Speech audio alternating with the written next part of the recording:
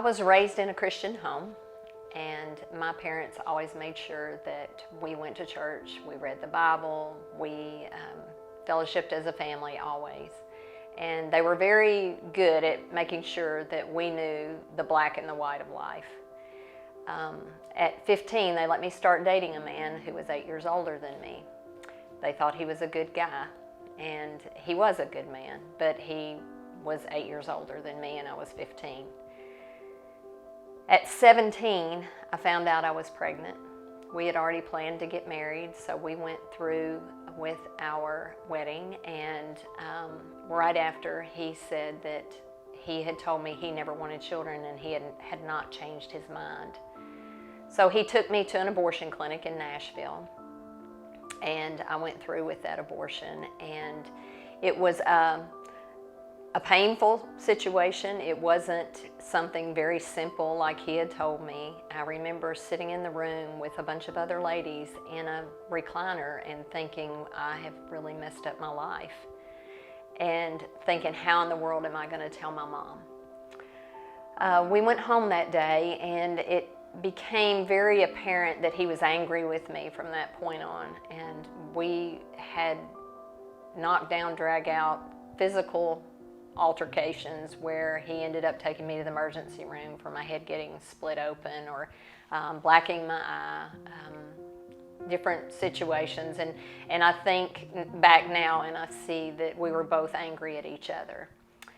I remember going to my mom's one day with my sisters, and we were all sitting around in her room, and I was waiting for them to leave, and they didn't leave. And so finally I just brought up the subject. I said, Mom, what do you think about abortion?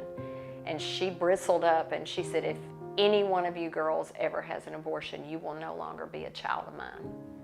And I knew from that moment on I had to keep that a secret. I think that was the hardest feeling, that if my mom knew what I had done, she wouldn't love me anymore, which wasn't the truth. I know now. At the time, I did not know that.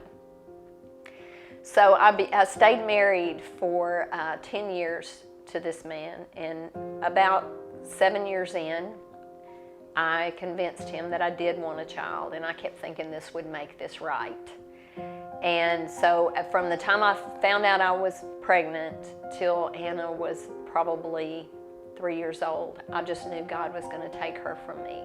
I knew that she was going to die for my sins.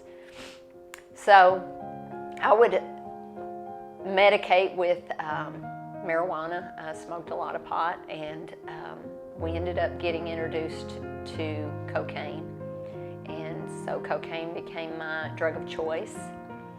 And it just made my mind so busy that I didn't think about those things. And I would just clean the house from top to bottom. I would do crazy stuff like trim the grass around the house with a pair of scissors, stupid things just to be busy. We ended up divorcing after Anna was 3 years old. We went our separate ways. It was not an easy end, but it ended. And I started dating another man that I had met through some friends, and he was a super nice guy. He had a son that was my daughter's age, and we hit it off really well, and we started partying a lot together, and we dated for 3 years, and about 2 years in, I found out I was pregnant. And when I told him, he said, I can't do this to my son. And I knew that if I kept that child, that it would mean I lost him. And so I thought, well, I've already messed up my life. I've already done this once. It's the worst thing anybody could do. But if you've done it once, you might as well do it again. So I went to the abortion clinic that day by myself, and I sat there staring at the door, waiting for him to come through and stop me from doing it. And it never happened. And I remember laying on that table, knowing what I was doing. And I had just this horrible feeling that I was committing murder. And I knew I was, and the lady kept saying, it's okay, it'll be over. And I wasn't even crying from the pain. It was from the pain that was in my heart. And I went home that day by myself, and I laid in the bed and I thought, was he even worth this? And when he came to the house that night to check on me, I told him, I said, it's over. And he said, well, I hate that you did that. And I remember thinking, why do you hate that I did that? That was the ultimatum I had. So then I felt guilty that I'd done something he didn't want me to do, even though he paid for it and he helped arrange it. We ended up getting married a year later, and I was angry with him for so long that I did not even realize that I had been mad at him. My daughter was in the 10th grade, and she said, Mom, I want to go to a church in Nashville. And so I took her to this church. And I remember I was trying to read through the Bible. That was one of my bucket lists before I turned 40. And I was sitting there, and it got dark, and so I had to go in. You know, I couldn't see, so I might as well go in. So I went in. And I cried from the time I walked in that church to the end of that service. I cried, and I thought, I've come home. It had been so long since I had felt the presence of the Lord in my life, or even in a church. So we started going, and I ended up in a Sunday school class that Jackie and Sheila Harper taught. And I remember Sheila talking about she was starting a SaveOne class, and I thought, well, I would never let her know what I've done, because she would probably think I was terrible. And that's just how the enemy works on my mind. He convinces me that I need to be quiet for whatever reason, and being quiet has always been something that's been worse for me. But she went through one semester, and she had the SaveOne class, and I still didn't go. The next semester, she was having it, and I told her I was going to come. If it was okay, I was going to come, just kind of, be there. And so I still wasn't one of the people going to be in the class. So I went, and I remember sharing my story for the first time and how hard that was. And going through that class, I was also losing my mother to cancer.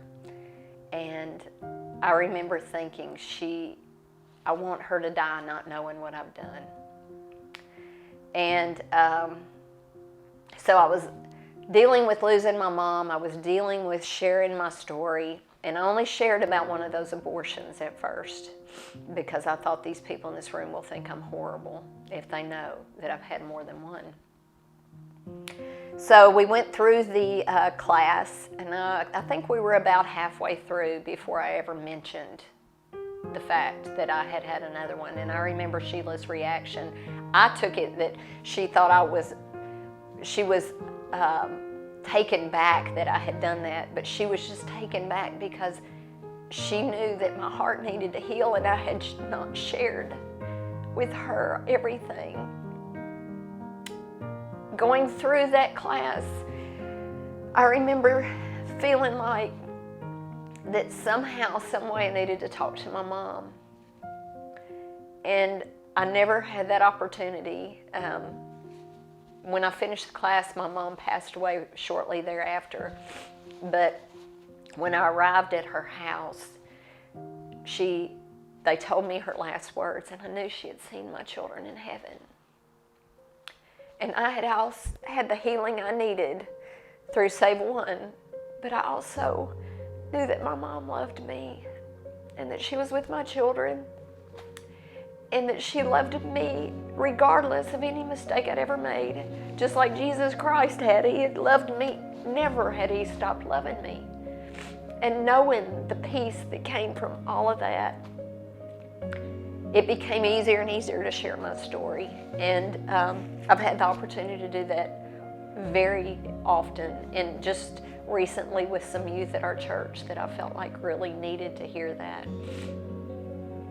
So I'm thankful for SaveOne and the difference it made in my life.